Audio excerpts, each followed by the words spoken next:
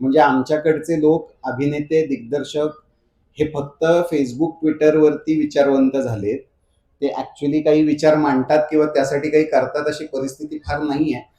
जसं चिन्मयीला मी खूप पूर्वी एक शब्द ती मला काहीतरी म्हणाली आणि मी म्हटलं म्हणजे काय असतं, तर ती म्हणाली तुला लाज नाही वाटत, तुला या शब्दाचा अर्थ नाही माहितीये.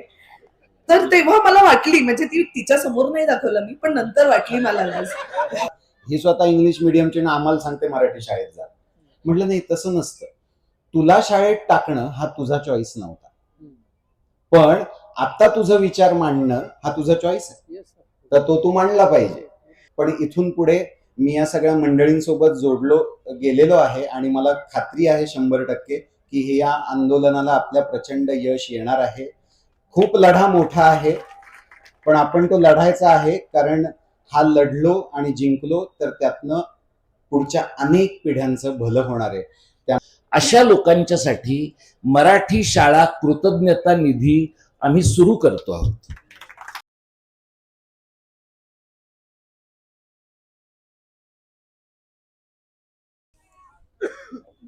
दोन दिवस झालं हे मराठी प्रेमी पालक महासंमेलन सुरू आहे. वेगवेगळी सत्र आपण इथे आयोजित केली. म्हणजे सांस्कृतिक सत्रापासून ते अगदी प्रयोगशील शाळांचं सत्र, मराठी माध्यमात शिकूनही मुलांचं भवितव्य चांगलं होतं याचा विश्वास पालकांमध्ये निर्माण व्हावा यासाठी यशवंतांशी संवाद असं एक सत्र आपण केलं.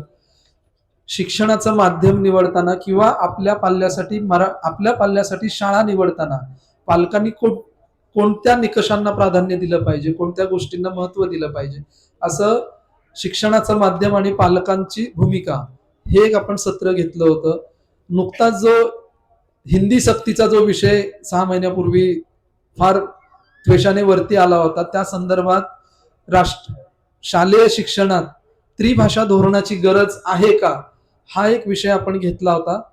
आणि संस्था चालकांपुढील आव्हाने, म्हणजे मराठी शाळा चालवताना संस्था चालकांना येणारी आव्हाने आणि त्याच्यावरचे उपाय, असं एक सत्र आपण केलं होतं.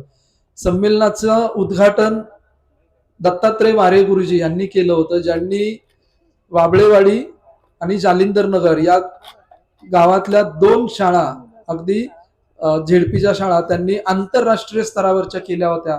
अशा वारे गुरुजींच्या हस्ते आपण उद्घाटन केलं होतं.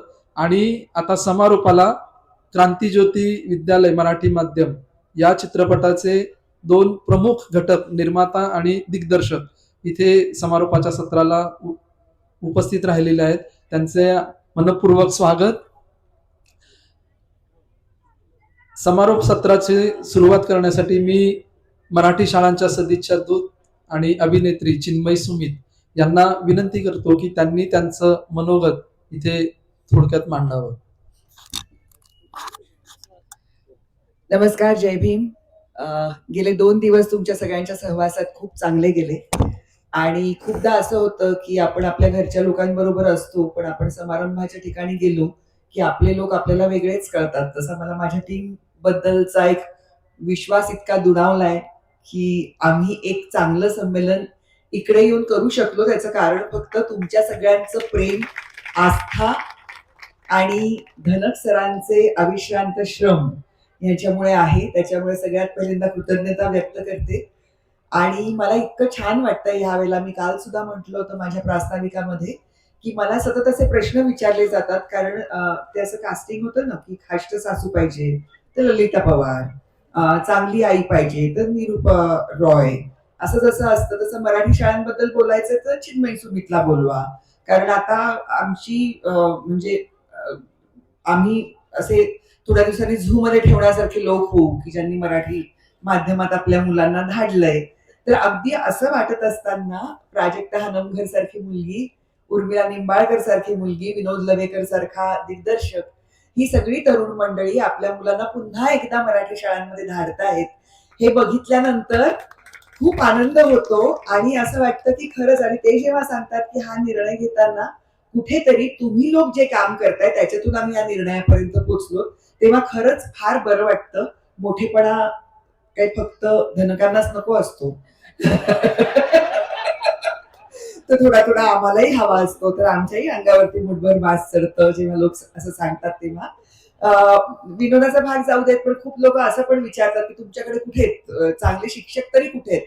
काही करणारे शिक्षक आहेत का? ते म्हणजे त्यांनी ते चित्रपटात कधीतरी बघितलेलं असतं किंवा कुणीतरी त्यांना सांगितलेलं असतं, तेच त्यांच्या डोक्यामध्ये असतं की मराठी शाळेतले जे शिक्षक असतात ते शिकवतच नाहीत धड किंवा नसतातच आणि त्यांना बाकीचेच उद्योग जास्त करायचे असतात, असं काहीतरी त्यांचं एक मत असतं.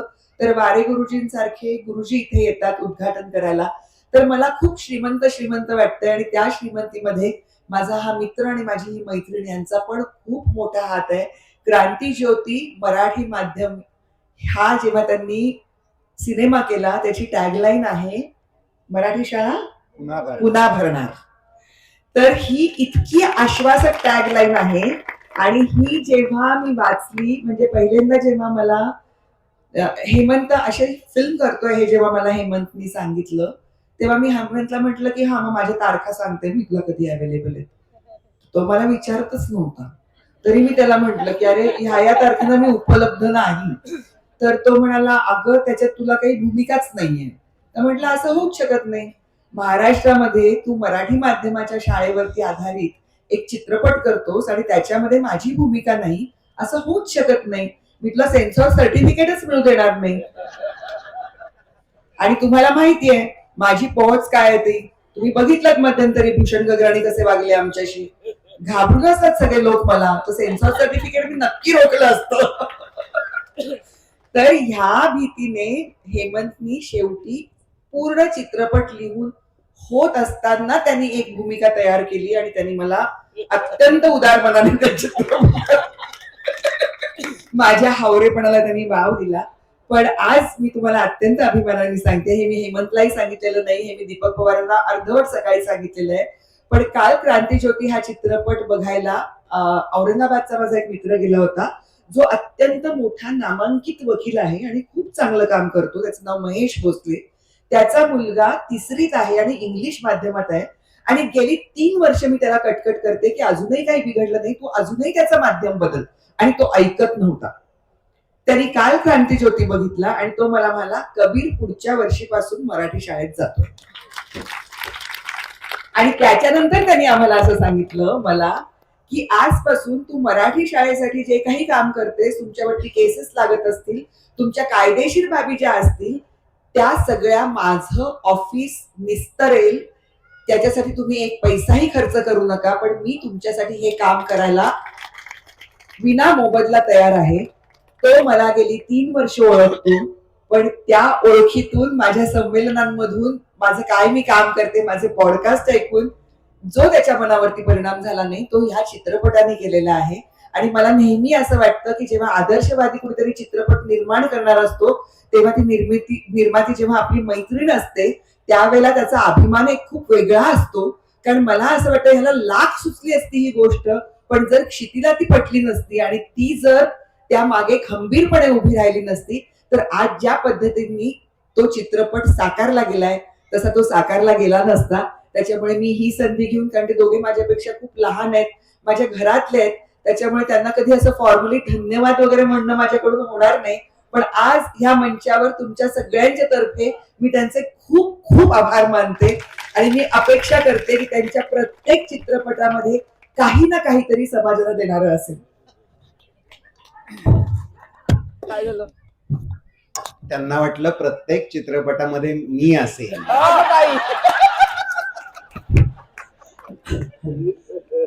धन्यवाद चिन्मयीताई. मी मगापासून क्षितिजोग यांचा उल्लेख निर्माती म्हणून करतोय. त्यांनी फर्स्ट क्लास दाभाडे नावाच्या मराठी चित्रपटाची निर्मिती केली, आता क्रांतीज्योती विद्यालयाची केली. पण मुळात त्या एक चांगल्या अभिनेत्री आहेत. वादळवाट दामिनी या टीव्ही मालिका त्यांनी केलेल्या आहेत. हिंदी मालिका साराभाई वर्सेस साराभाई, ये रिश्ता क्या कहलाता है, घर की लक्ष्मी बेटिया, अशा हिंदी मालिकाही त्यांनी केलेल्या आहेत. आणि संशय कल्लोळ, माई, झिम्मा, सनी, रॉकी और रानी की प्रेम कहाणी यासारख्या चित्रपटांमधल्या त्यांच्या भूमिका सुद्धा गाजलेल्या आहेत. सुप्रसिद्ध अभिनेते अनंत जोग आणि अभिनेत्री उज्ज्वला जोग यांच्या त्या कन्या आहेत. मी क्षितिजोग यांना या संमेलनाच्या बद्दल बोलण्यापूर्वी क्रांतीज्योती विद्यालय या चित्रपटाची निर्मिती तुम्हाला का करावीशी वाटली, हा आमच्यासाठी फार महत्वाचा मुद्दा. सॉरी, तुम्ही ओळख करून दिलीत. अजून एक ओळख करून देतो. त्या शिरूरच्या सुनबाई सुद्धा आहे आणि माझ्या पत्नीही आहे. नमस्कार. मी स्वतः इंग्लिश माध्यमातून शिकलेली आहे आणि मला जेव्हा हे स्क्रिप्ट हेमंतने ऐकवलं की पुढचा सिनेमा असा करायचा आहे, तर आधी त्यापूर्वी एक सांगते की हेमंतला मी आमचं लग्न झालं तेव्हा फार चिडवायचे की तुझ्या 7 शाळा झाल्या, तू जिल्हा परिषद शाळेपासून शिकून आलायस, माझ्या शाळेला बिल्डिंग होती, असं एक आमच्यात मी त्याला सतत बोलत आले. त्याच्यावर तो मला म्हणाला, बरोबर आहे, तुझ्या शाळेला बिल्डिंग होती, मी जिल्हा परिषद शाळेत झाडाखाली शिकलोय, पण तू जेमतेम BA केलंस आणि मी MSc लंडनला जाऊन केलं. तर हा तुझ्या माझ्यातला फरक आहे. आणि जे अत्यंत खरं आहे, मी इंग्लिश माध्यमात शिकले, मला हेमंतनी स्क्रिप्ट ऐकवलं. मला नेहमी असं वाटत आलेलं आहे की माझी स्वतःची, असं अजिबात माझं म्हणणं नाही की इंग्लिश माध्यमात मुलांनी शिकू नये, मला असं वाटतं मराठी शिकवलं जात नाही घरी. म्हणजे आता माझी काही भाचरंड आहेत, लहान आहेत खूप, ते शाळेत इंग्लिश शिकतात, तेही अर्धवट शिकतात कारण ते त्यांना नीट कळत नाही.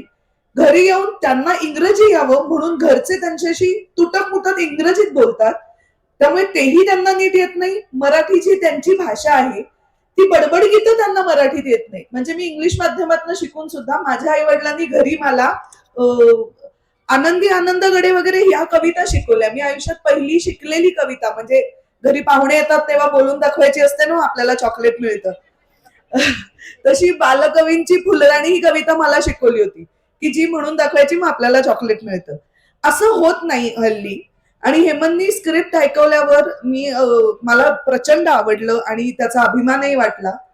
मी माझ्या आईला प्रश्न विचारला तेव्हा की तुम्ही दोघंही मराठी माध्यमातले आहात, तुम्ही मला तेव्हा इंग्लिश माध्यम मध्ये का घातलं असेल, म्हणजे माझं ते मी शिकले, व्यवस्थित झालं, पण का घातलं. तेव्हा ती मला असं म्हणाली की कारण कोणी घरी नव्हतं ना ग इंग्लिश शिकवणार, म्हणजे आम्ही काय शिकवणार, मराठी तर आम्ही तुला व्यवस्थित घरी शिकवू, पण इंग्रजी कोण शिकवणार. म्हटलं हा ठीक आहे, त्या वेळेसाठी बरोबर आहे.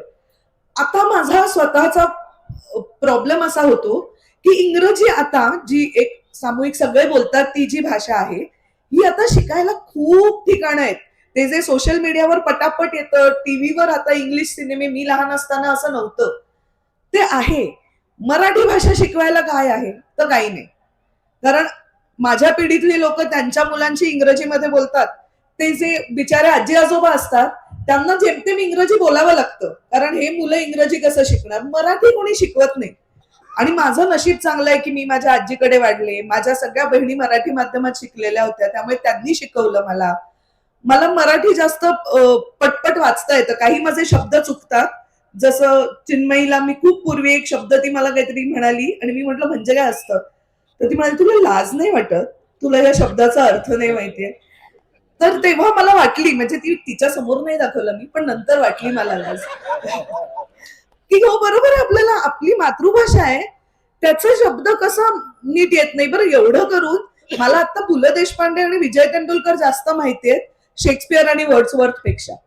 मग माझं असं झालं की मी हे शिकलेच आहे. आताची मुलं अनफॉर्च्युनेटली ना इंग्लिश नीट शिकतायत, ना आपण त्यांना असं सांगतोय की मराठी शिकल्याने काय होतं. बरं एवढं करून ते 5 स्टार हॉटेलमध्ये वगैरे जाऊन खूप पटापटा इंग्लिश बोलणारी लोक असतात, तुमच्या लक्षात येतं ते मराठी किंवा त्यांच्या मातृभाषेत बोलत असतात. आपल्यालाच वाटतं तिकडे जाऊन इंग्लिश बोलल्याने आपण भारी होतो, किंवा आपल्या आजूबाजूच्यांना वाटतं की ही पटापट इंग्लिश बोलते. ती जी पटापट इंग्लिश बोलत असते तीही चुकीचंच बोलत असते. ज्या अमेरिकेबद्दल काय इंग्लिश बोलतात तेही चुकीचंच बोलत असतात अनेक वेळेला. त्यापेक्षा जी भाषा आपल्याला येते ती नीट ठासून बोलता आली पाहिजे.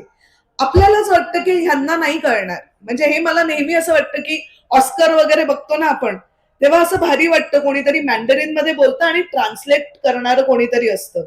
तर मला असं वाटतं मी गेले आणि माझ्यात होईल का हिंमत मराठीतनं बोलण्याची, मला येतं इंग्रजी, पण बोलता आलं पाहिजे, कोणीतरी असतं ट्रान्सलेट करून देणारं. ह्या सगळे विचार माझ्या डोक्यात घोळले आणि हेमंतनी स्क्रिप्ट वाचलं तेव्हा मला असं झालं की नाही येत पैसे आपल्याकडे, पण जमवू, कारण हा सिनेमा ही आत्ताची गरज आहे. हा सिनेमा हा त्याचा पूर्ण विश्वास आहे ज्या सिनेमावर, ज्या गोष्टीवर. असा सिनेमा किंवा अशी माणसं घडावीत असं मला मनापासून वाटतं. असं सगळं झाल्यामुळे ते पैसे जमले आणि सिनेमा आला. आणि हेमंतचे खूप खूप आभार की त्यांनी त्याचे मुद्दे सिनेमात इतके मस्त मांडलेत की आता आम्ही जेव्हा जातो थिएटर व्हिजिट्स करायला, तेव्हा अनेक वेळेला लहान मुलं जी काही वेळेला इंग्रजी माध्यमातून असतात आणि आम्ही विचारतो कितवीत आहेस तू, तर त्यांचे आई वडीलच सांगतात की पूर्वी म्हणायचा सेकंड स्टँडर्ड, सिनेमा आल्यापासून म्हणतो दुसरीत आहे. माझी भाची आहे, तिने पण मला माझ्या बहिणीने सांगितलं आता तिला विचार ती कितवीत आहे. तर मी तिला विचारलं कितवीत आहेस तू, तर ती केजी नर्सरी असं पूर्वी सांगायची, आता सांगते बालवाडीत आहे. तर मला वाटतं छोटे छोटे बदल आहेत, पण असं करतच बदल घडेल. आणि हेमंत, थँक्यू व्हेरी मच की हा सिनेमा तू केलास आमच्यासाठी. पहिल्यांदाच कौतुक झालेलं आहे. अचानक जरा अपचन झाल्यासारखं होतं. नको, माझी ओळखच नका करून मी बोलतो. खर तर धनक साहेब हे माझ्या मामाचे खूप जवळचे मित्र, जयसिंगराव कर्डिले. आणि पूर्वीपासून शिरूर तालुक्यात कर्डिले परिवार राजकारणात कायमच आहे. आणि हे मामाचं गाव, माझं जन्मही माझा शिरूरचाच आहे. आणि ते जसं म्हणाले की शिरूरची भूमी ही थोडी विद्रोही भूमी आहे, ते अगदी खरं आहे. आणि त्या भोसले वकिलांचा नंबर मलाही लागेल, कारण या चित्रपटानंतर त्याची गरज मलाही आहे. एक छोटासा किस्सा सांगतो या चित्रपटाला अनुसरून. या चित्रपटाचं सेन्सॉर बोर्डाचं स्क्रीनिंग झालं. सेन्सॉर बोर्ड आणि आमचं खूपच सख्य आहे. सेन्सॉर बोर्डाचं स्क्रीनिंग झाल्यानंतर अनेक वेळा असे या चित्रपटात उल्लेख आहेत की सरकारनी शाळा बंद केल्या, सरकारनी असा नियम काढला, सरकारनी पटसंख्या कमी केल्यामुळे, सरकारनी शिक्षकांची भरती केली नाहीये, सरकारनी. हे सगळे सरकार ते मला असं म्हणाले की आपण म्यूट करूया, सरकार हा शब्द इथनं काढून टाकूया, सिस्टीम असं करा तुम्ही. म्हणलं ओके, आपण असं करूया की मी उद्या जाऊन एक रस्ता कुठेही मला हवा तिथे बांधू शकतो. तर ते म्हणाले तुम्ही काय बोलताय. म्हटलं मी नाही ना बांधू शकत. उद्या मला वाटलं एअरपोर्ट पाडून टाकू, पाडू शकतो. नाही. कोण पाडू शकतं. तर ते म्हणाले गव्हर्नमेंट. म्हटलं म्हणजे सरकार. तर आपल्याला म्हणावंच लागेल की सरकारने हे केलंय.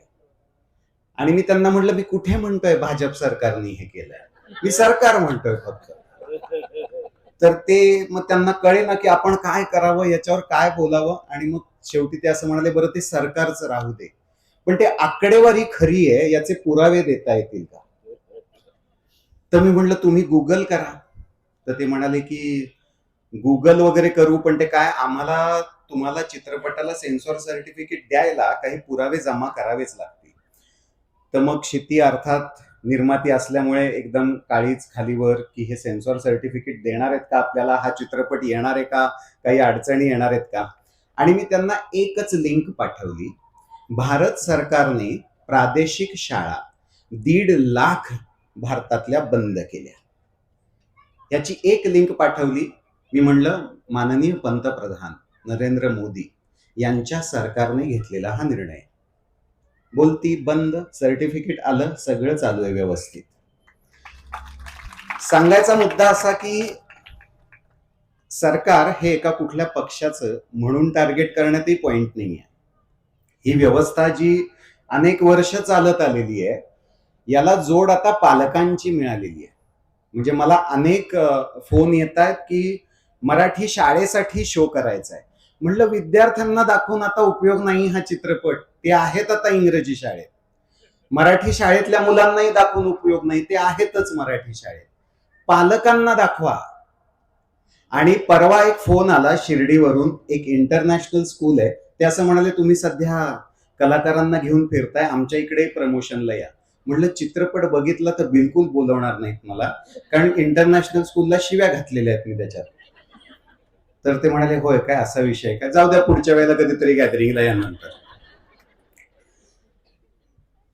मला असं वाटतं की मराठी पालकांची ही जबाबदारी आहे. आता सुदैवाने दुर्दैवाने माहिती नाही, आम्हाला दोघांना मूल होऊ शकलं नाही, पण जर ते झालं असतं तर ते मराठी शाळेतच असतं. कारण क्षिती स्वतः इंग्रजी माध्यमात शिकलेली असली तरी पूर्ण संस्कार तिनं सांगितलं तसे तिच्यावर मराठी संस्कार आहेत. आणि हे गणित कुठेतरी बिघडत चाललेलं आहे. मला कायम अशी भीती वाटते की मराठी शाळा संपल्या तर मराठी भाषा शिकवणंच बंद होईल आणि मग मराठी भाषा राहील की नाही हा प्रश्न आहे. मग ती लिहितील की नाही लोक, कारण हल्ली स्वाक्षरी करायची झाली तरी लोक असं फार एक फिरवत इंग्रजीमध्ये एक सही करतात, त्यांना खूप भारी वाटतं. म्हणजे हा जो स्टेटसचा विषय झालेला आहे की तुमचं मूल कुठल्या शाळेत जातं, तुमचं मूल इंग्रजीत बोलतं की नाही, तर ह्याच्यात मला असं वाटतं की काही स्टेटसचा विषय नाहीये. म्हणजे माझ्या आईबाबांनी, माझे बाबा पोलीस खात्यात होते आणि दरवर्षी त्यांची बदली व्हायची. पहिली, दुसरी, तिसरी मी जिल्हा परिषदेच्या शाळेत होतो. पहिलीची शाळा तर झाडाखालीच भरायची. 4थी ते 7वी मी कर्जतला शिकलो. मग पुढे म्हणजे 4थीला आयुष्यात बेंच आला पहिल्यांदा माझ्या, की बेंचवर बसता येतं शाळेत, नाहीतर घरनं घेऊन जायचं आपलं गोंडपाट किंवा जे काय असेल ते. हा मुलगा 11वीला जेव्हा आबासाहेब गरवारे महाविद्यालय पुण्यात आला तेव्हा पहिला 1 महिना त्रास झाला ना, 100% झाला. असं वाटलं की आपण कुठल्या जगात आलो, आपल्याला हे सगळं इंग्रजी समजेल का, या सगळ्या लोकांबरोबर आपलं जमेल का. बरं, मी कपडे सुद्धा कुठले घालायचो तर बाबांचाच टेलर जो त्यांचे कपडे शिवायचा तेच कपडे मी घालायचो. त्यामुळे सगळेच कॉम्प्लेक्स होते की आपण शहरात आलो, आता इंग्रजी येईल का आणि भाषेचं काय होईल. पण ते जमलं. एकदा लक्षात आलं की नाही आपल्याला अभ्यास येतो तर हेही येईल, ते जमलं. हाच मुलगा MSc करायला केंट युनिव्हर्सिटीमध्ये गेला आणि मी एका आगळ्या वेगळ्या विषयात मास्टर्स केलंय. त्या विषयाचं नाव तुम्हाला सांगतो, wild life conservation and international trade. हा जो विषय आहे त्याची पहिली बॅच या जगातली, त्यातला मी पहिला विद्यार्थी. आणि टेलिफोनिक एक इंटरव्ह्यू होता. ॲलिझन रोजर म्हणून आमच्या HOD होत्या, त्या मुलाखत घेणार आणि मी मुलाखतीत उत्तर देणार आणि मग त्यावर त्या ठरवणार या विद्यार्थ्याला घ्यायचं की नाही. ती मुलाखत झाल्यावरती मला 2 दिवसांनी मेल आला की तुला आम्ही स्कॉलरशिपच देतोय युनिव्हर्सिटीची.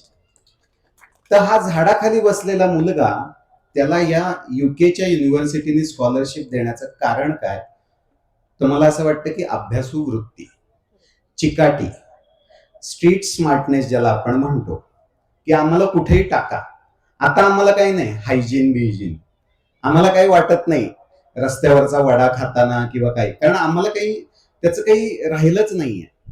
पण आता जी पिढी तयार होतीये ती सगळ्या अर्थाने वेगळ्या पद्धतीने हायजीन पाहतीये, पण त्यांना ते खूप महागात पडू शकतं इतकं घाणेरडं हायजीन असणार आहे ते.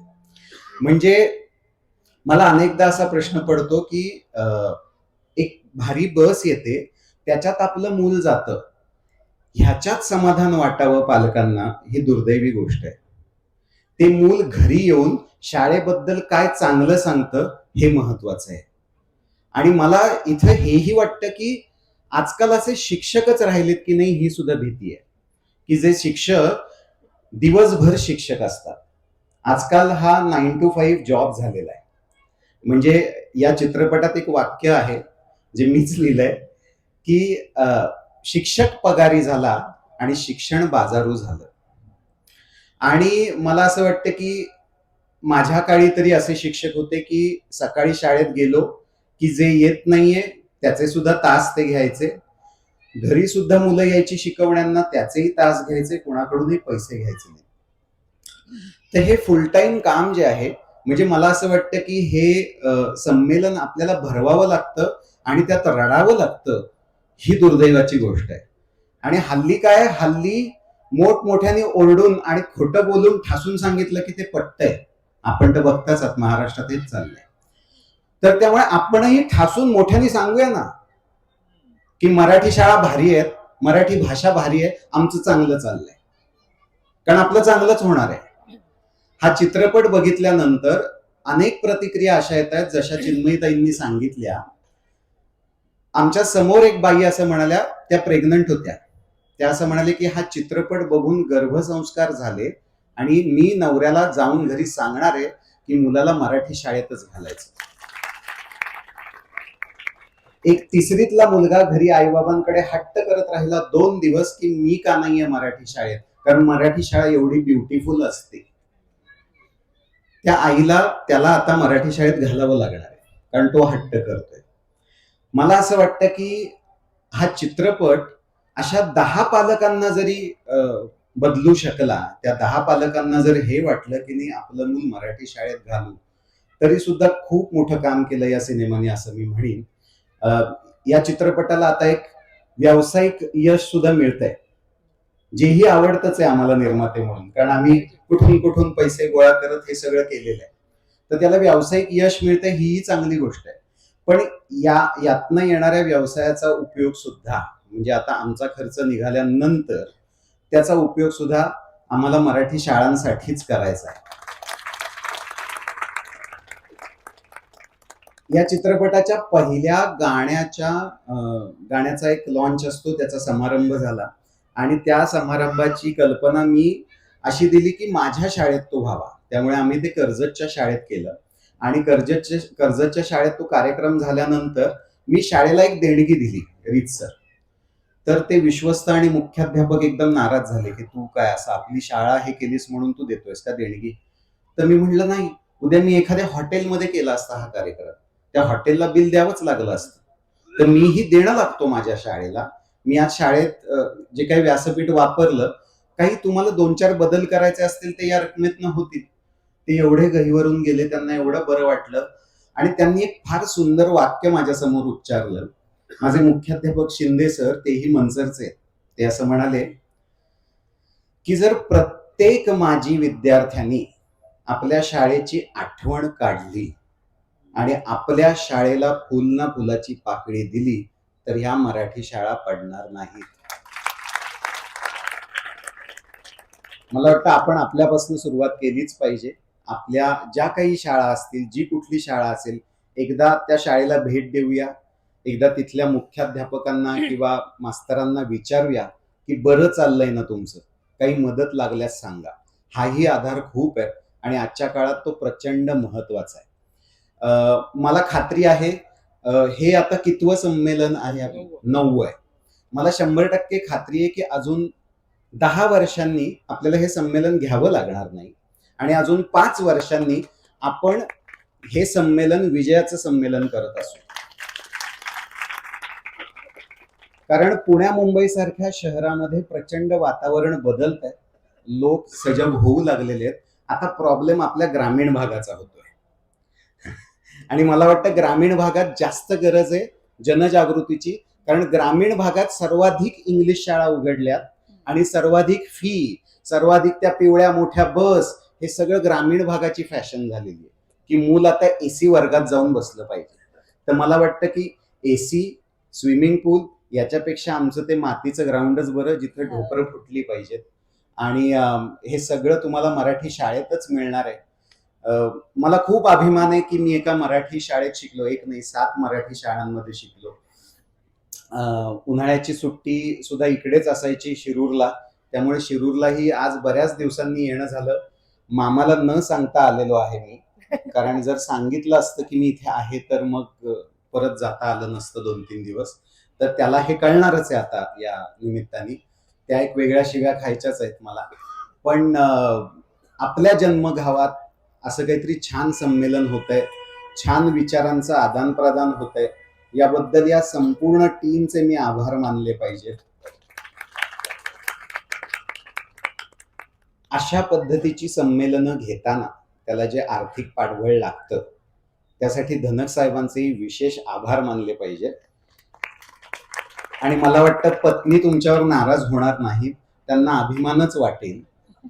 जे काही 1-2 लाखाचं कर्ज असेल ते बघू आपण, त्याचं काहीतरी करू. आणि नगराध्यक्ष मॅडम आहेत नवनिर्वाचित. मला असं वाटतं की त्यांची फार आत्ताचं इलेक्शन फार गमतीशीर होतं, मी त्याच्यावर लक्ष ठेवून असतं आणि फार गंमतशीर लढत झाली आणि त्या निवडून आलेल्या आहेत, त्याबद्दल त्यांचंही अभिनंदन. किती छान. मला वाटतं तुम्ही जर सुरुवात केलीत तर आता ह्या सुद्धा सगळ्या ज्या आहेत, आता ते नेत्यांनी केल्यावर आपल्याला करावंच लागतं, त्यामुळे नेत्यांनी सुरुवात केली तर त्यांचंही होईल असं मला वाटतंय. त्यामुळे तुमचंही अभिनंदन, चिन्मयीचं विशेष अभिनंदन आणि कौतुक. कारण बरीच माणसं नुसती बोलत राहतात किंवा लिहित राहतात. सोशल मीडिया जे आहे हल्ली त्याच्यावर कोणी उठून काही बोलू शकतं, पण त्याचा उपयोग चांगल्या माध्यमासाठी करायला किंवा चांगल्या कामासाठी करायला, चिन्मयी तुझं खूप कौतुक की तू एवढ्या प्रमाणात फुल टाइम वेळ देऊन, म्हणजे आमच्याकडचे लोक अभिनेते दिग्दर्शक हे फक्त फेसबुक ट्विटरवरती विचारवंत झालेत. ते ऍक्च्युली काही विचार मांडतात किंवा त्यासाठी काही करतात अशी परिस्थिती फार नाही आहे. पण त्यातलं एक उत्तम उदाहरण चिन्मयी आहे. आणि बऱ्याचदा ती माझा हात खेचून मलाही कुठे कुठे घेऊन जात असते. बऱ्याचदा मला माझ्या कामांमुळे जमत नाही.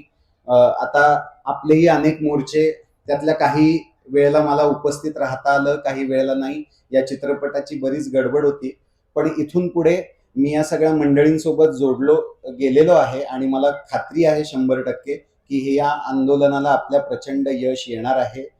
खूप लढा मोठा आहे, पण आपण तो लढायचा आहे, कारण हा लढलो आणि जिंकलो तर त्यातनं पुढच्या अनेक पिढ्यांचं भलं होणार आहे. त्यामुळे हा आपण सगळ्यांनी मिळून लढायलाच हवा. धन्यवाद पुन्हा एकदा इथे निमंत्रित केल्याबद्दल. आणि मी म्हणलं तसं फार वर्ष नको घेऊया हे संमेलन, 5-1 वर्षांनी विजयच करू आणि नंतर थांबू. धन्यवाद हेमंत सर. 2017 पासून मराठी अभ्यास केंद्र विविध संस्थांना सोबत घेऊन हे मराठी प्रेमी पालक महासंमेलन करतो. मराठी प्रेमी पालक महासंमेलन आहे, म्हणजे पालक केंद्री हे संमेलन करतो. तुम्ही मगाशी जसं म्हटलं की चित्रपट हा पालकांनी बघणं जास्त आवश्यक आहे, आणि आम्हाला फार आनंद होतोय की गेली 2007 पासून वेगवेगळ्या ठिकाणी ही संमेलनं भरवून लोकांमध्ये जागृती करणं, त्यांना मराठी शाळांचं महत्त्व समजावून सांगणं, हे जे काही आम्ही गेले 8 वर्ष काम करतोय आणि त्याला जो आम्हाला प्रतिसाद मिळतोय त्याच्या कित्येक पट ह्या तुमच्या चित्रपटाने प्रतिसाद मिळालेला आहे. म्हणजे गेली 8 वर्ष आम्ही जे पालक संमेलन करून जे लोकांमध्ये बदल घडविण्याचा प्रयत्न करतो, त्यापेक्षा एका चित्रपटाने, म्हणजे आपल्याकडे म्हणण्याची प्रथा आहे अशी की चित्रपटाने काही समाज बदलत नाही, पण ह्या चित्रपटाने समाजामध्ये बदल घडतोय हे दिसतच आहे. सॉरी, थोडंसं 2 वाक्य म्हणतो. काय बऱ्याचदा तुम्ही म्हणताय तोच मुद्दा आहे की त्याचा प्रभाव खूप पडतो चित्रपट या माध्यमाचा, पण तो प्रभाव फार वेगळ्या पद्धतीने पडतो. अनिल कपूरनी केस वाढवले म्हणून आपण केस वाढवतो, सलमाननी मधनं भांग पाडला म्हणून आपण भांग पाडतो, काय तुमची ती बेल बॉटमची फॅशन आली की आपण ती फॉलो करतो. म्हणजे हम दिल दे चुके सनम ना, तो माधुरी आणि सलमान, नाही हम आपके कौन. मग त्याच्यातले कपडे जे आहेत तेच लग्नात घालायचे वगैरे, खूप प्रभाव असतो आपल्या रोजच्या जगण्यात चित्रपटांचा. पण तुमच्या या संपूर्ण चळवळीला जर माझ्या चित्रपटानं थोडं सुद्धा काही सपोर्ट मिळणार असेल तर तो आमचाच सन्मान आहे असं मला वाटतं. आणि तो 100% मिळेल, कारण गेल्या 10 दिवसांमध्ये जितक्या लोकांनी चित्रपट पाहिलाय ते आणि हे व्यासपीठ एकत्र कुठेतरी जोडलेलं आहे याची त्यांनाही सुद्धा कल्पना आहे. आणि मला खात्री आहे की अजून खूप आपल्याला यश मिळणार आहे.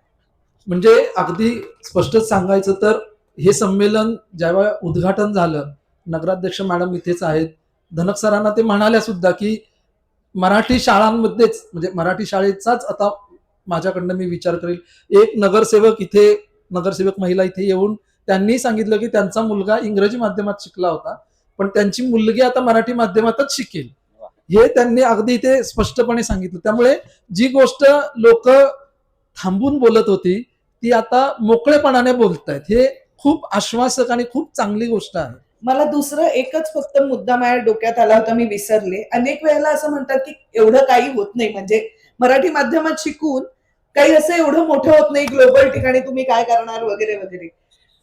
माझ्या नेहमी असं मनात येतं की मराठी माध्यमात शिकलेल्या आई वडिलांकडेच आज एवढी ताकद आहे की आपल्या मुलांना जिथे हवं तिथे पाठवता येईल. हे पैसे कमवायची अक्कल या मराठी माध्यमात शिकलेल्या आई वडिलांकडेच आहे. त्यांनी नसता केला ते कुठून पाठवणार आहेत? म्हणजे ते काहीतरी करतायत ना, ते काहीतरी शिकलेत. तर मला असं वाटतं हा एक मुद्दा आपण विसरतो की इंग्लिश माध्यमात ते जे काही इंटरनॅशनल स्कूल आणि भारी शाळांमध्ये ज्या फिया लागतात ते कमवण्याची ताकद मराठी माध्यमात शिकलेल्या आई वडिलांकडेच आहे. त्यामुळे ही एक गोष्ट जर सगळ्यांनी लक्षात ठेवली की मराठी माध्यमात शिकून हे करता येतं, मला वाटतं पुढचा प्रवास सोपा आहे.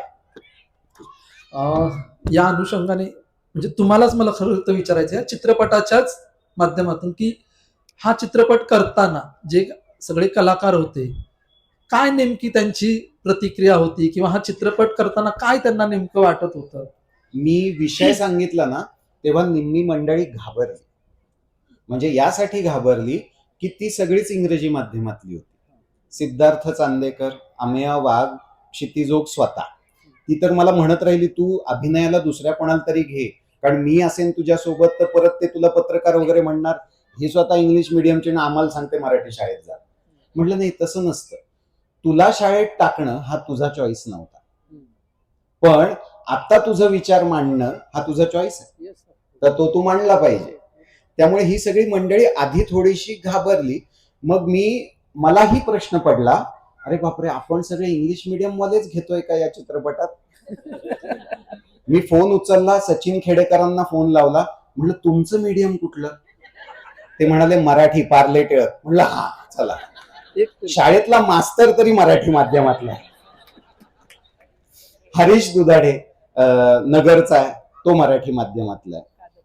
कादंबरी मराठी माध्यमातली आहे, पुष्कराज आहे, पण ही बाकी मंडळी इंग्रजी, ही स्वतः मराठी माध्यम, चिन्मयी आहे, निर्मिती सावंत आहे, बरीच मंडळी आहेत, धनंजय सरदेशपांडे आहे. पण ही सगळी मंडळी सुरुवातीला यांना कळत नव्हतं की आपण नेमकं काय म्हणायचं, काय मांडायचं. आणि तू तर एक भूमिका घेतोयस या चित्रपटाने, तर आम्ही यात काय करायचं, हा एक फार मोठा प्रश्न असतो. आणि बऱ्याचदा आपल्याकडे अशी ही भीती असते की कुठे उगच कुठल्या कॉन्ट्रोव्हर्सीमध्ये जायला नको, कुठे काहीतरी आपल्याला पुढे त्रास व्हायला नको. त्यामुळे ती सगळी मंडळी जरा विचारात होती.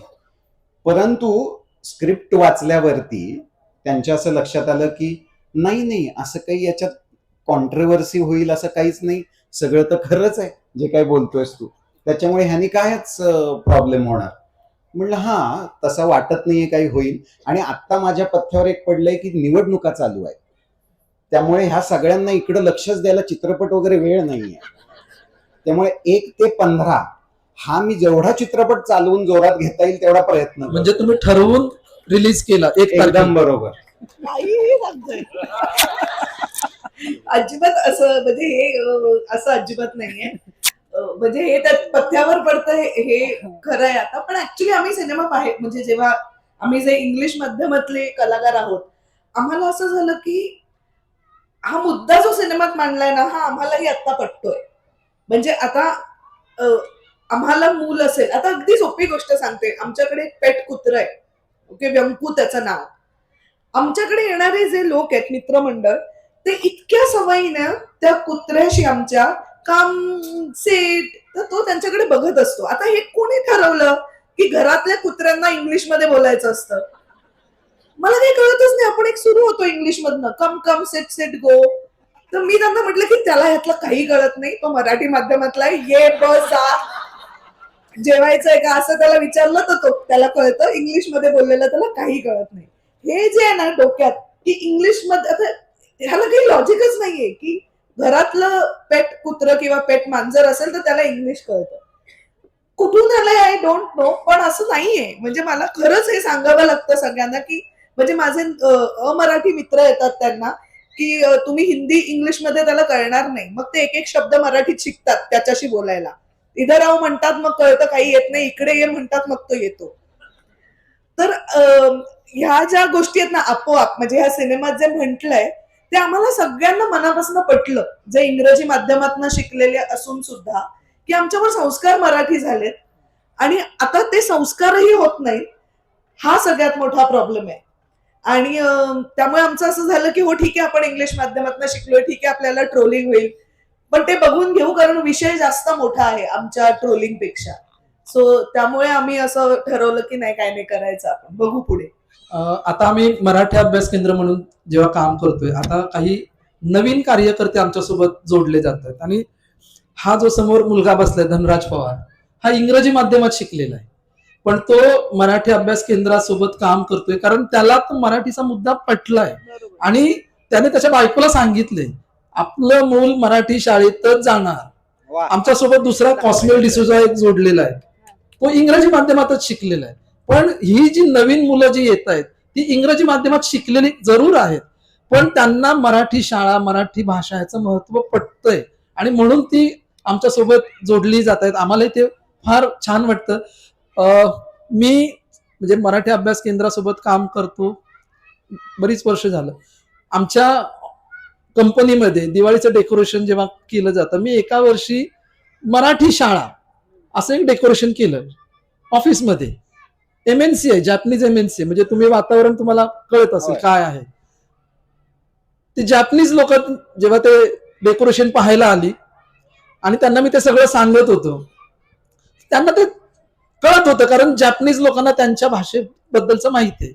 पण माझ्या त्या ऑफिसमधल्या इतर जे काही बाकीचे ऑफिसर्स होते ते काही बोलत नव्हते. ते बोलतील कसं, कारण त्यांची मुलं स्वतः इंग्रजी माध्यमात जात आहेत. आणि त्या शाळेला मी नाव दिलं होतं क्रांती ज्योती. मला माहिती नाही, हे मी तेव्हा दिलं होतं कारण माहित नाही, म्हणजे ते सावित्रीमाईंचं सगळं हे ते जे आपलं एक चळवळीचं जे नातं आहे ते मला त्याच अनुषंगाने तुम्हाला विचारायचंय की क्रांती ज्योती हे नाव तुम्ही का, म्हणजे असं मी क्रांती ज्योतीच का, दुसरं का नाही, तुम्हाला असं काय वाटलं? आम्हाला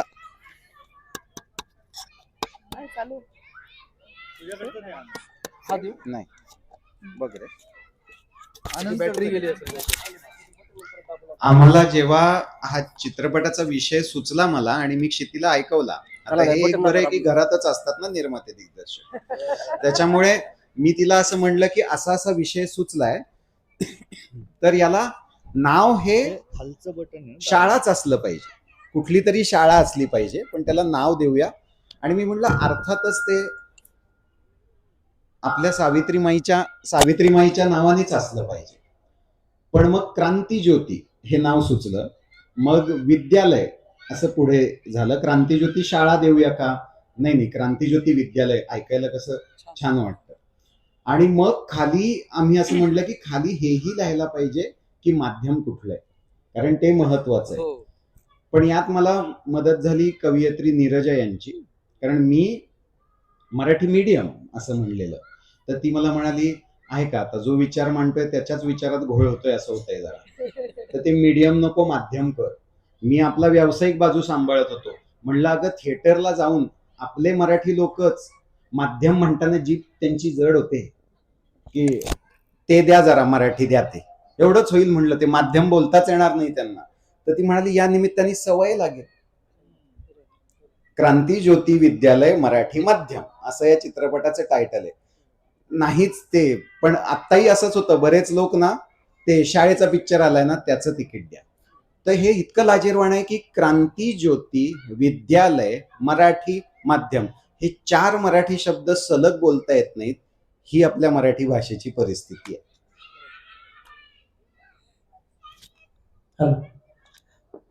नगराध्यक्ष मॅडम, त्यांना त्यांचं मनोगत व्यक्त करायचंय, त्याच्यानंतर डॉक्टर दीपक पवार कार्यक्रमाचा समारोपाचं करणार आहे. सन्माननीय व्यासपीठावर उपस्थित चिन्मयताई, हेमंतदादा डोंबे, शेतीताई जोग, डॉक्टर पवार आणि धनक सर, आणि इथं जमलेले पालक वर्ग, शिक्षक वर्ग, माझ्या सगळ्या नगरसेविका, नगरसेवक आणि डॉक्टर, सगळ्यांचा सगळ्यांना पहिले माझा नमस्कार. दादा, आज मुद्दामून बोलायचं कारण की एक पालक म्हणून मी बोलते. 90sची म्हणजे आता एक सवय झाली 90sची किड, जेनझी. आता मी हुजूरबागेत शिकले आणि शिक्षण झालं त्यावेळेस तिथे शिकताना मराठीचा खूप अभिमानी, आणि अजूनही त्याच अभिमानाने मी मराठी बोलतेय, आत्मविश्वासाने आज सगळ्यांसमोर बोलतेय. तर एक मुलांचा प्रॉब्लेम नाहीये, हा पालकांचा प्रॉब्लेम झालाय की आपण आज मॉलमध्ये गेलो तर तिथे कंपल्सरी इंग्लिश आलं पाहिजे, हा पालकांचा समज आहे, मुलांचा समज नाहीये. स्टारबक्स मध्ये गेल्यावर मुलांना वाटतं मी इंग्लिश मध्येच ऑर्डर केली पाहिजे आणि मागून पालकच डवसतात, इंग्लिश मध्ये जाऊन बोल, मराठीत नको बोलू. कमी वाटतंय. पण मला इथं शिरूर नगरीच्या नगर परिषद एक नगराध्यक्ष म्हणून मी इथं पालकांना सांगेल, आपल्या मुलांना आपण महाराष्ट्रात राहतो, तो मराठीचा अभिमान वाटला पाहिजे. त्यासाठी पहिली एक छोटी बदल म्हणून एवढंच करू की आपण आपल्या मुलांना मराठीत ऑर्डर करायला शिकू, की मला हे पाहिजे, मला कॉफी पाहिजे दादा, मला कॉफी द्या. कारण ते महाराष्ट्रात व्यवसाय करतात, आपण त्या आपल्या मातीत व्यवसाय करतायत. तर आपल्या मुलांनी मराठीत एकदम अभिमानाने बोललं पाहिजे. आणि एक हा छोटासा बदल इथून नक्की आम्ही घडू. आणि एवढंच सगळ्या माझ्या इथल्या पालकवर्गांना सगळ्यांना मी सांगेल. आणि तुम्हाला एक आश्वासन देईन, शिरूर नगर परिषदेच्या वतीने आमच्याकडून काही मदत लागली, काही करता येईल तर आम्ही नक्की करू. धन्यवाद.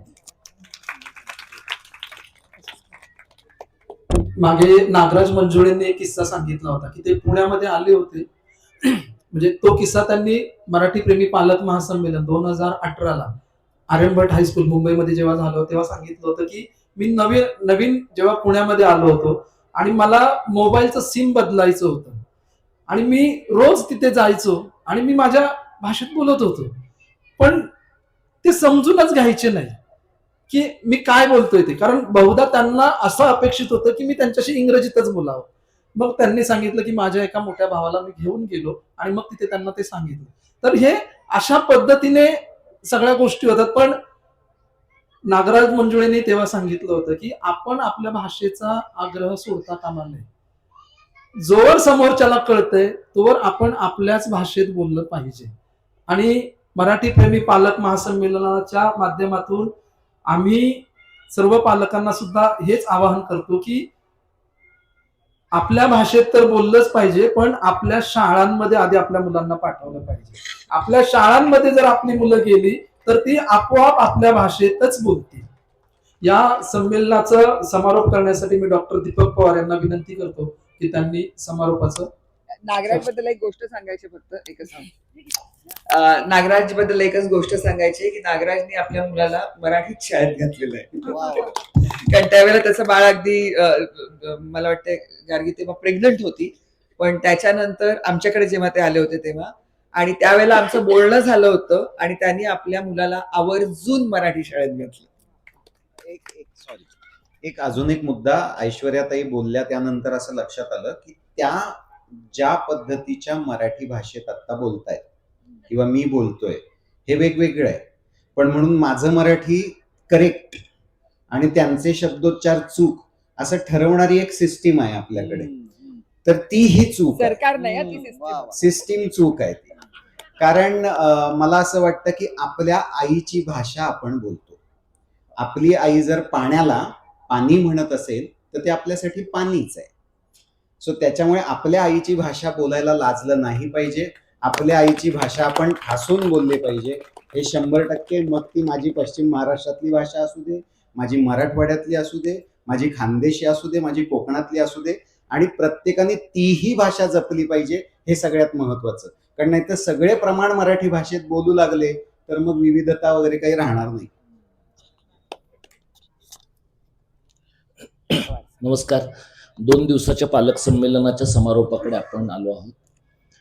2 दिवस जे श्रम तुम्ही इथं पाहिले त्याच्या अगोदर काही महिने धनकांनी आणि त्यांच्या सहकाऱ्यांनी इथं शिरूरमध्ये आणि परिसरामध्ये केलेले श्रम आहेत.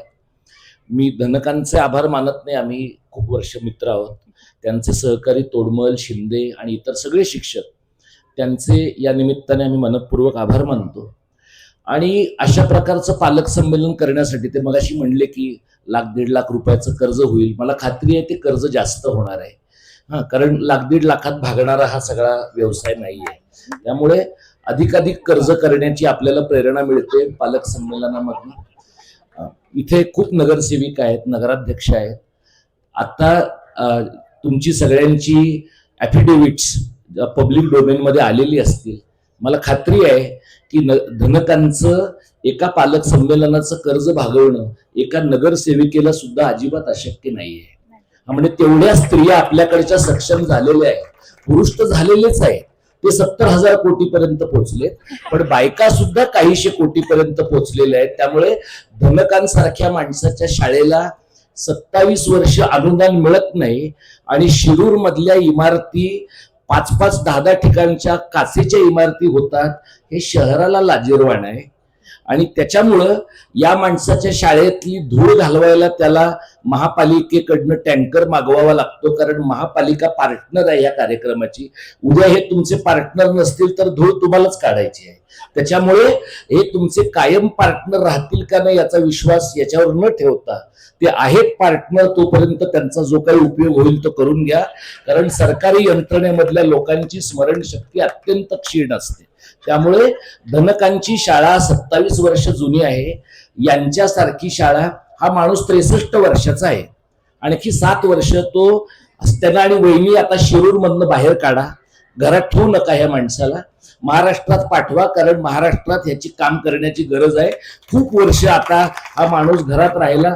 कुठे गेली शिवानी आहे का?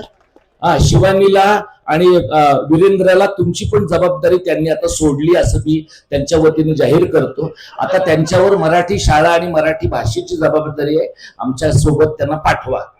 तर 27 वर्ष यांच्या शाळेला अनुदान मिळत नाही. नाशिक मधल्या एखाद्या शाळेला पेट्रोल अलाउन्सवर शाळा चालवावी लागते, हे अजिबात अभिमानास्पद नाहीये. म्हणजे एकेकाळी 62च्या युद्धामध्ये नेहरूंनी आवाहन केलं तर लोकांनी बायांनी दागिने काढून दिले. आत्ताच्या घडीला इथं बसलेल्या बायकांनी आणि पुरुषांनी दागिने काढून दिले ना तरी धनकांची इमारत होईल अशी परिस्थिती आहे. गरीब नाहीये तुमचं शहर, तू राहत होतास हेमंत तेव्हाचं शहर नाहीये, धनदांडग्यांचं शहर आहे. पण धनदांडग्यांच्या खिशातनं पैसे सुटत नाहीये. पैसे सुटू द्या आणि पैसे सत्संगवाल्या लबाडांवर खपवू नका. हा नीट सत्संग करणारा धनक सारखा माणूस आहे, त्याच्यावर पैसे खर्च करा अशी मी तुम्हाला एक सांगतो. हे जे सगळं काम आम्ही केलंय, आम्ही हेमंतला आणि क्षितीला इथे बोलवलं. चिन्मयीताई तर आता त्या अभिनेत्री कमी झाल्यात आणि आमच्या कार्यकर्त्या जास्त झाल्यात. आणखी काही दिवसांनी त्या आम्हाला रिप्लेस करून इकडून हाकलून देतील अशी एक मला आता फार भीतीच वाटू लागलेली आहे. पण अशा पद्धतीनं एखादी बाई चळवळीमध्ये येते आणि काम करते हे अत्यंत विलक्षण आहे. कारण त्या इथं आल्या तेव्हाच त्यांना माहिती होतं की ही जवळपास हरणारी लढाई आहे. हेमंत म्हणाला की आपण 5 वर्षांनी जिंकणार आहोत. आम्ही पण हेमंत गेली 20 वर्ष आम्हाला हेच सांगतोय की आपण जिंकणार आहोत, आपण जिंकणार आहोत. आमचा हळूहळू लोकांच्या रिकाम्या खुर्च्या बघितल्या की आमचा कॉन्फिडन्स खाली खाली जायला लागतो. 2 दिवसामध्ये शिरूरकरांनी आमचा आत्मविश्वास घालवून आमचा बीपी वाढवणारे खूप अनुभव आम्हाला गेल्या 48 तासामध्ये दिलेले आहेत. आणि प्रत्येक शहरात आम्हाला या प्रकारचे अनुभव मिळत राहतात. त्यामुळे महाराष्ट्राचे एकदमच आभार मानले पाहिजेत, वेगवेगळ्या शहरांचे मानत बसण्यापेक्षा. आम्ही काय करणार आहोत ते मी तुम्हाला सांगतो. धनकांच्या सारखे महाराष्ट्रात शाळा चालवणारे जे लोक आहेत, अशा लोकांच्यासाठी मराठी शाळा कृतज्ञता निधी आम्ही सुरू करतो आहोत. आणि धनदांडग्यांच्या मदतीने नाही, टिळकांच्या काळामध्ये पैसा फंड होता, नंतर गांधींच्या काळामध्ये अशाच पद्धतीनं लोकांनी अगदी पैशातनं लोकांच्या पर्यंत जाण्याचा प्रयत्न केला. अगदी अलीकडचं महाराष्ट्रातलं उदाहरण डॉक्टर लागू आणि निळू फुलेंच्या पुढाकाराने सुरू झालेला सामाजिक कृतज्ञता निधी आहे. अशाच प्रकारची कृतज्ञता मराठी शाळांच्या बद्दल वाटण्याची गरज आहे. आणि तो वाटण्यासाठीचा हा मराठी शाळा कृतज्ञता निधी आम्ही उभा करू. आणि आम्हाला खात्री आहे, आम्हाला आमच्या मनात विश्वास आहे की सरकार सोबत राहू अथवा न राहू, राजकीय वर्ग सोबत राहू अथवा न राहू, भांडवलदारांची दहशत कमी हो अथवा न हो, धनकांच्या सारख्या माणसाची शाळा आणखी 10 वर्षांनी या प्रकारच्या छपरामध्ये असणार नाही. त्यांच्या पुढच्या पिढीतल्या माणसांना अशा प्रकारच्या छपरातल्या शाळेमध्ये मुलं ठेवावी लागणार नाहीत. मरताना किमान थोडा तरी बरा वारसा इथल्या समाजाला आम्ही कार्यकर्ते म्हणून देऊ. आणि त्यासाठीचा हा मराठी शाळा कृतज्ञता निधी आहे. महाराष्ट्राची लोकसंख्या 14 कोटी आहे असं एक म्हणण्याची पद्धत आहे. आपल्या शेठच्या कृपेने जेव्हा कधी 27 साली जनगणना होईल तेव्हा ती वाढलेली पण दिसेल. आपल्याला मगाशीच्या पालक संमेलनात एका सत्रात लोक म्हणले की आता उत्तर भारतीयांची मुलं मराठी शिकायला लागलेली आहेत. मराठी लोकांची मुलं इंटरनॅशनल स्कूलमध्ये गेल्यामुळे उत्तर भारतीय लोकांवरच मराठी वाचवण्याची जबाबदारी आता येऊन पडलेली आहे. आणखी काही दिवसांनी गुजराती लोक मराठी शिकतील, कारण त्यांना या राज्यावर राज्य करायचं आहे. मल्याळी तेलुगू लोक शिकतील, कारण यांना इथल्या कॉर्पोरेटमध्ये काम करायचं आहे. आणि मग मराठी लोक जेव्हा परदेशात जातील, परब सर इथे आहेत कुठेतरी, परब सरांनी विंदा करंदीकरांचं एक उदाहरण दिलं होतं की ते विंदा करंदीकरांना मुंबई विद्यापीठात मॉरिशस मधनं आलेली काही माणसं मराठी फलक बघताना त्यांनी पाहिली, तेव्हा ते असं म्हणाले, ह्यांच्याकडे लक्ष ठेवा, उद्या मराठी यांनाच वाचवायची आहे.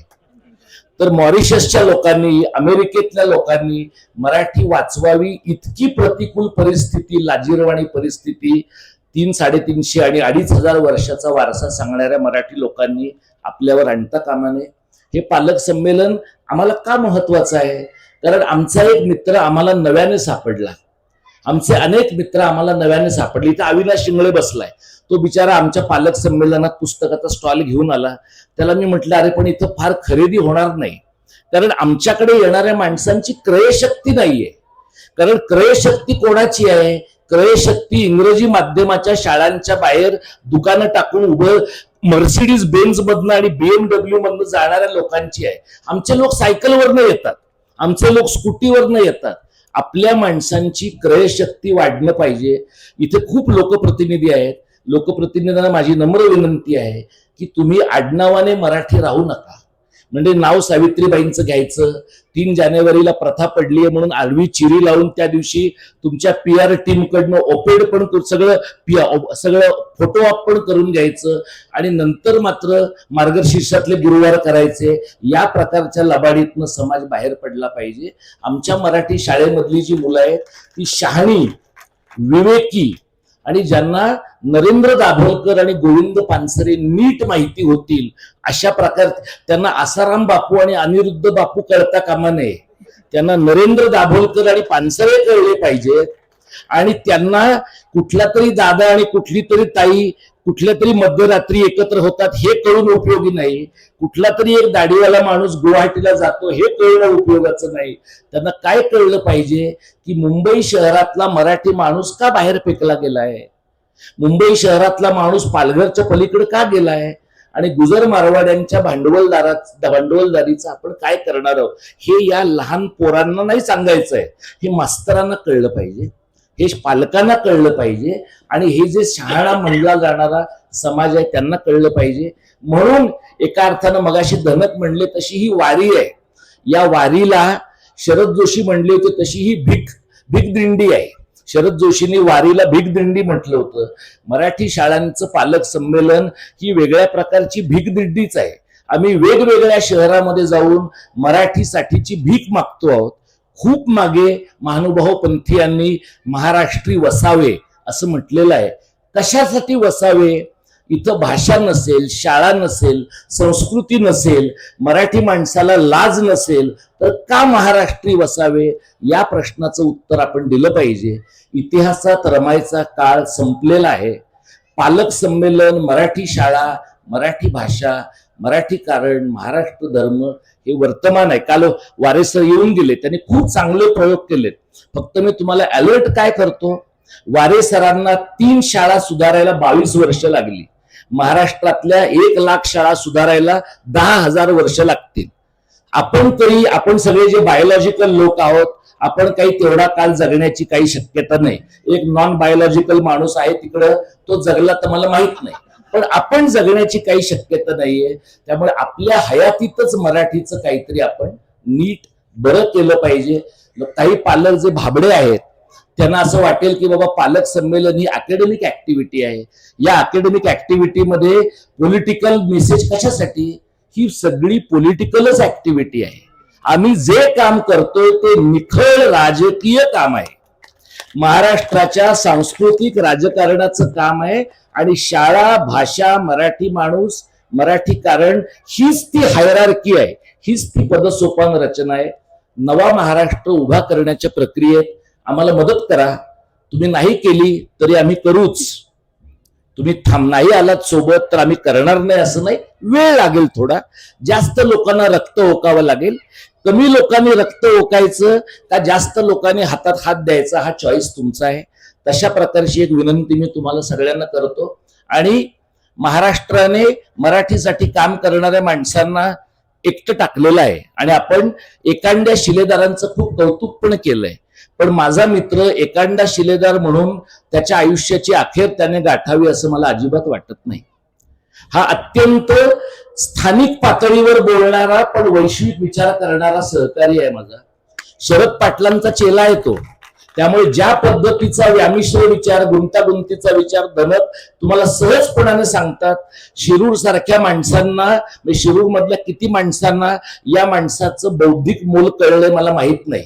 त्याच्या गप्पांवर आणि हसरेपणावर जाऊ नका. अत्यंत गंभीर प्रकृतीचा आणि तुमच्या शहराला अपवादाने लाभेल अशा प्रकारचा माणूस आहे. अशी माणसं जपा. अशी माणसं जपली तरच महाराष्ट्राला महाराष्ट्र पण असण्याची काही एक शक्यता आहे. तुमच्या सगळ्यांचे मनपूर्वक आभार मानतो. हे यशस्वी केलं सगळ्यांनी, खूप लोकांनी कष्ट केले.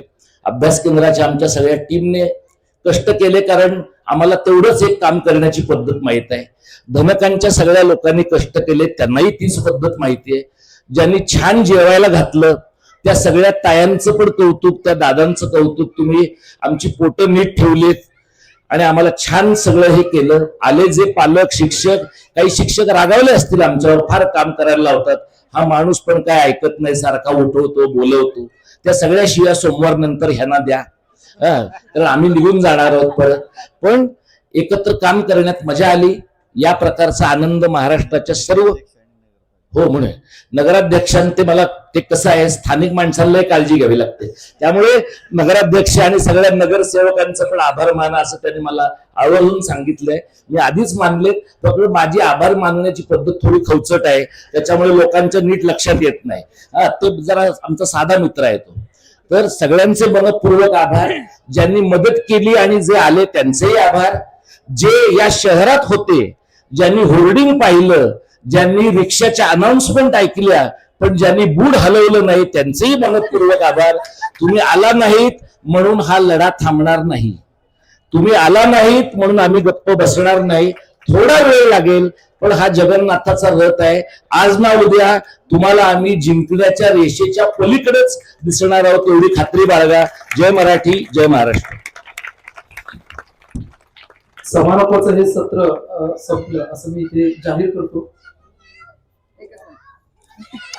सॉरी मी मध्ये जरा आगाऊपणा. इथे ना खूप छोटी पिल्लं सगळी ह्या शाळेची. आम्हाला सतत तहान लागलेली आहे का ह्याच्यासाठी ती सारखी सारखी सगळी मुलं जी बसलेली आहेत, सगळे व्हॉलेंटियर्स, जे विद्यार्थी व्हॉलेंटियर्स आहेत, त्यांचं, त्या सर्व स्वयंसेवकांचे मनापासून आभार. कारण त्यांनी नुसत्या आम्हाला बाटल्या पुरवल्या नाहीत. काही वेळे मोठे लोक जे होते ते इकडे तिकडे बाटल्या फेकत होते, त्या उचलून व्यवस्थित कचऱ्याच्या बादलीत सुद्धा ते टाकत होते. त्याच्यामुळे मला असं वाटतं की ते जास्त सुजाण नागरिक घडणार आहेत आपल्यापेक्षा. त्याच्यामुळे त्यांना मनापासून धन्यवाद.